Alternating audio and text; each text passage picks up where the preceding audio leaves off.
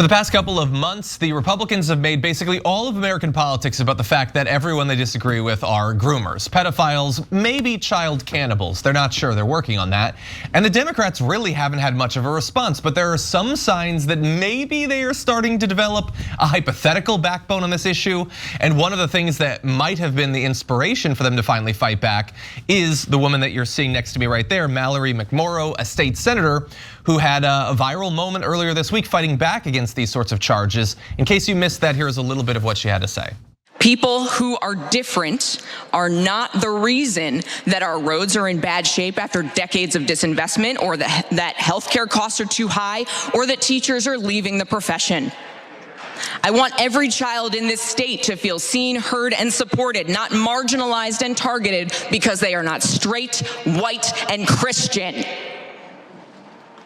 We cannot let hateful people tell you otherwise, to scapegoat and deflect from the fact that they are not doing anything to fix the real issues that impact people's lives.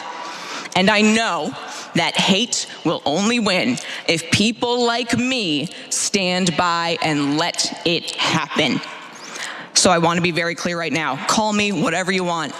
I hope you brought in a few dollars. I hope it made you sleep good last night. I know who I am. I know what faith and service means and what it calls for in this moment.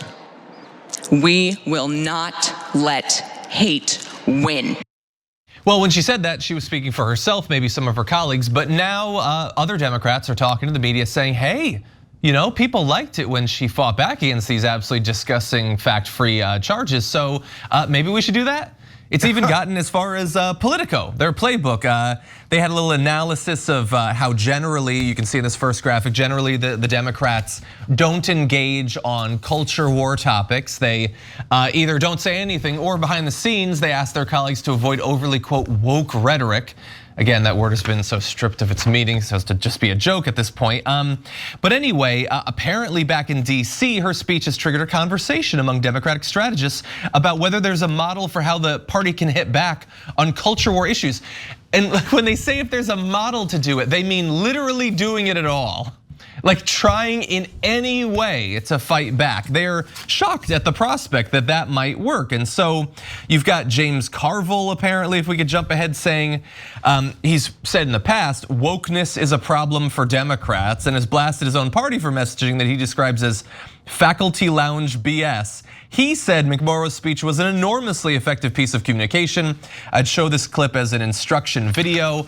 Why anyone would still be listening to James Carville, I will never understand, but many in DC do. We should also bear in mind, McMorrow raised a bunch of money in the wake of that. So maybe that's the incentive the Democrats need to start trying to come up with a response. What do y'all think? Oh, here's what I think about that. Of course, it's the money, Lebowski, it's the money. She raised $285,000 because that thing went viral. And all of a sudden, all the Democrats, you know those cartoons where the eyeballs become dollar signs, ching, ching, ching, ching, ching, ching, right? The tongue rolls out. Yeah, right. And so you think they learned something about substance? No, they just learned a new way to make cash. So incoming fake tough guy speeches from Democrats in 3, 2, 1. You'll see it all over the place now. I will tell you this, I am so outraged. It turns out that I am fighting against Republicans. They are not so good, not so good. Okay, you will see a lot of that going forward. So look, I think this is a hilarious story. I think this is one of the funniest stories I've ever read. The Democrats are going around, here we are guys, 40, 50 years, right? And they're like, oh, maybe we should fight the other side. Oh, maybe, oh my God, maybe we should make our own case. You don't say, Sherlock. Huh, you finally figured that one out. Guys, I'm sorry I keep bringing it back to this, but this to me shows you how pathetic mainstream media is. Wait, why, how did I get there? Because the media thinks that the Democrats are brilliant. That they call Nancy Pelosi on a regular basis, almost all of them, a master legislator. She's an idiot that doesn't even know you're supposed to fight for your own side. You remember when Biden first got into office? This was after the Trump coup and all this stuff, and McCarthy and McConnell are worried that Pelosi's gonna prosecute Donald Trump, and they're thinking, can Pence pardon him on his way out? And Pelosi gave a speech about, I just want the Republicans to be stronger. And so it's occurred to Pelosi, Biden, Schumer, etc., for the first time in their lives that maybe they should be fighting the other guys.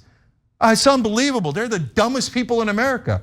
And when I say, I swear to God, if anybody in Washington media watches this, they're gonna be like, oh, what a radical. What an outrageous radical Cenk Uygur is. I mean, obviously these people should be prayed to, worshipped. They are our dear, beloved, strong, genius, four-dimensional chess-playing Democratic leadership.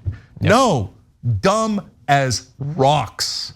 Seriously, the thought that they are above participating in the culture war or fighting the culture war is a problem. They're comfortable enough to not need to stay in power. They're doing fine. They don't have a real stake in the fight. And I think that's really important to look at. But also we've got the culture war being defined by the right fighting the center. Democrats are in the center, and it's neoliberalism versus the right. And the right has populism, and neoliberalism is a weak argument. Making neoliberal arguments against right-wing populist talking points isn't working in mainstream media. But you also hear people say, the last thing I want to do is talk about politics with my conservative family members, because they actually have talking points. Because Tucker Carlson, whether we like it or not, is doing political education every single night for like 5 to 10 minutes of just straight political education. So the right has talking points. Neoliberals who are watching CNN and reading the New York Times don't have a rebuttal. The only thing that can combat right-wing populism is left-wing populism. We need a progressive message. When I was knocking doors for the Bernie Sanders campaign, I knocked someone's door who said, I see you're knocking for Bernie, but I'm a Republican, I think people should be shot when they cross the border, which is an intense thing to say. Jeez. But I said, hey, listen, I understand you're concerned about having jobs in this country, and I don't agree with what every politician says on every issue. But something Bernie's fighting for is Social Security. I'm worried about my parents' retirement on Social Security. And the same person who just said that very violent piece of rhetoric nearly broke down and touched the side of his house and said, yeah, me and my wife are really struggling. She had to move away to work on a farm.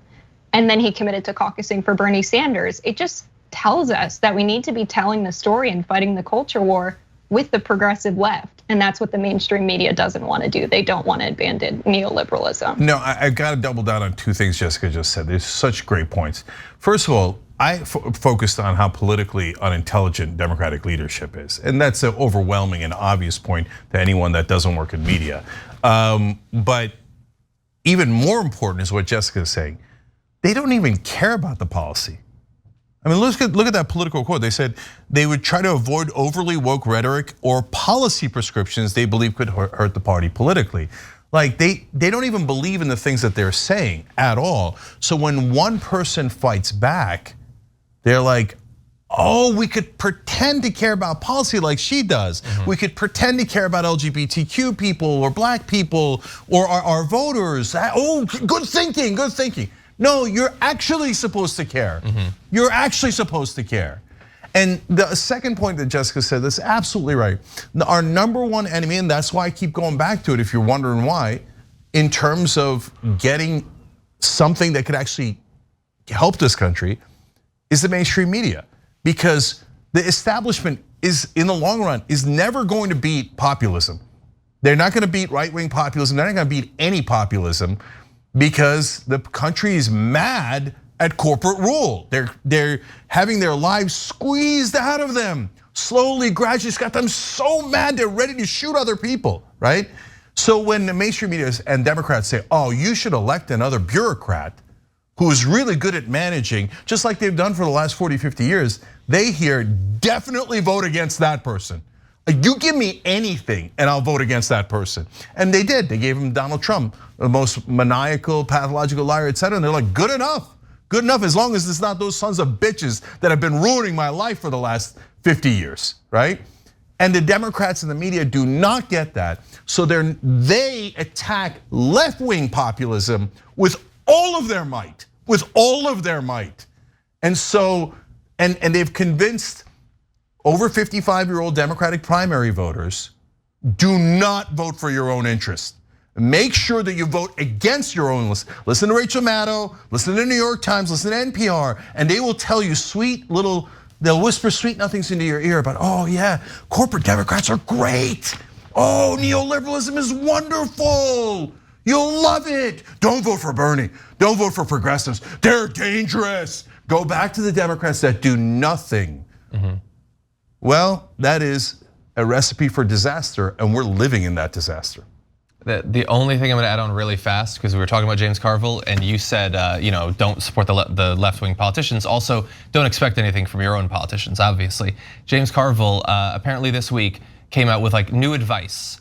And it was, quote, don't talk about what Biden hasn't done. And if you search on Twitter right now, you will find any number of centrist, moderate people, bots, I don't know, spamming, don't talk about what Biden hasn't done. It is the most self-destructive, like it is a parody of substance-free moderate Democrat positions, and that's their official, the message that's been sent to them by James Carville. And so I was seeing it in my chat this morning because we were criticizing Biden. It's absolutely ridiculous, and it is a recipe for disaster, for the Democrats losing and the Tucker Carlson wing of the party taking over, of the Republican Party. Thanks for watching the Young Turks, really appreciate it. Another way to show support is through YouTube memberships. You'll get to interact with us more. There's live chat emojis, badges. You've got emojis of me, Anna, John, JR, so those are super fun. But you also get playback of our exclusive member-only shows and specials right after they air. So all of that, all you gotta do is click that join button right underneath the video. Thank you.